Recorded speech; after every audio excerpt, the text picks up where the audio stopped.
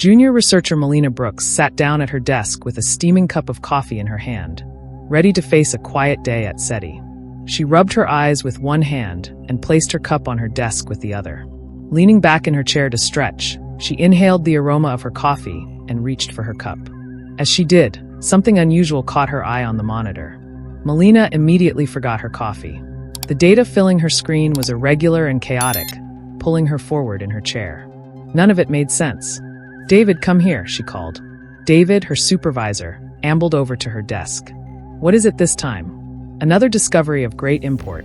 Melina heard a crash behind her and whipped around to see what had happened. The broken remains of a coffee cup were scattered on the ground, the liquid it once contained pooling beneath it.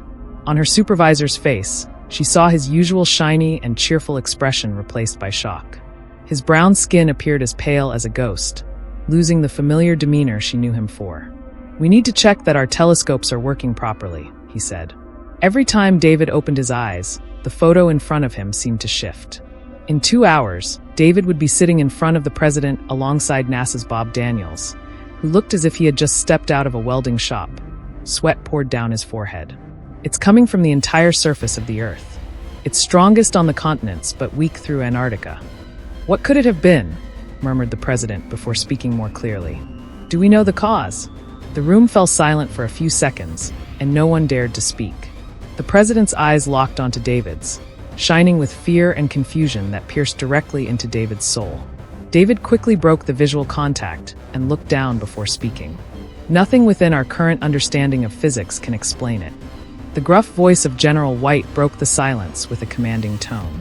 "The Chinese, the Russians, and all of NATO are asking us who did it. We need a better answer than the damnation of physics. With all due respect, sir, we have nothing to offer you. None of this data makes any sense." "Make it make sense then. The world isn't standing still while you eggheads figure it out." In another 2 hours, David found himself in Houston, desperately trying to help NASA come up with an answer. He was in a huge meeting room where all the brightest minds in America had gathered to figure out what was happening on a massive video screen.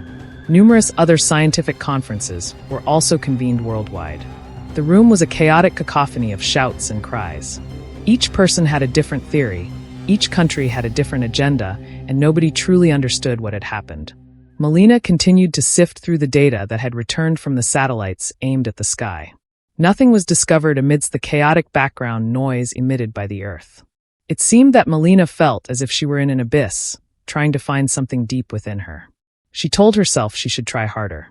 She stared at a provisional map of the radiation emitted from the Earth. What stood out was the seemingly random distribution of the emission locations. She had to fill the situation in her mind to have an overview of the public situation. It was a revolt all over the world, and general disorder consumed human cities like a wildfire. She thought of her parents' house in Sacramento, and everything was triggered when she clicked on the emissions that had come from the Earth. It was as if some rioters had disturbed the high-voltage lines. She grabbed her cell phone to solve it when it suddenly died. She pulled the back generator out, desperately trying to turn it on, but it was unresponsive. Her mind raced for a plausible solution. When she got into her car, it wouldn't start. Melina looked to the sky and realized she could no longer see the glow of the city lights. She had just been hit by some kind of EMP. The observatory was blocked, subject to whatever was happening, and that was exactly when it occurred. The entire atmosphere was flooded with flames of white light. The air began to boil. Everything on the surface vanished before they had time to even blink. The entirety of human civilization, like a small flame, was snuffed out by the most energetic release of energy in all recorded history, but nothing was recorded anymore. Everything that had ever been seen or known of human civilization was completely decimated in the span of a few seconds. This explosion wouldn't go down in history because there was no more history, no more humanity, and no more memory. Then things went from bad to hell on what was once Earth. The energy released by the sudden strike cracked the planet, not just splitting it into small chunks, but completely vaporizing it. The Earth had just been hit with a weapon traveling just a fraction of a fraction below the speed of light. The Earth was no more. SETI had found what it was looking for, but thanks to that discovery, it would never know it had achieved its goal. Intelligent life had found humanity. Their answer to the question, "Are we alone?" was swift and absolute. "No, but we are all that remains of humanity." Our achievements, technologies, and philosophies have been erased from the universe, so they will never be known, never play a role. Human existence had no meaning, and each individual trace was destroyed with the Earth. The SA original system, Earth 3591, had attracted attention as another dimensional anomaly was discovered. It contained the fifth instance this week that an exotic anomaly had been demonstrated and the 17th variant we had encountered throughout the month. The overall version of alternative realities was activated by our zero-point reactor here on Terra Firma. It was only one coincidence of the greatest importance that we solved the problems of our reactor, while several theories on said anomalies appeared. Our findings are consistent with the sudden emergence of new material in the universe and the anomalies caused by this new material.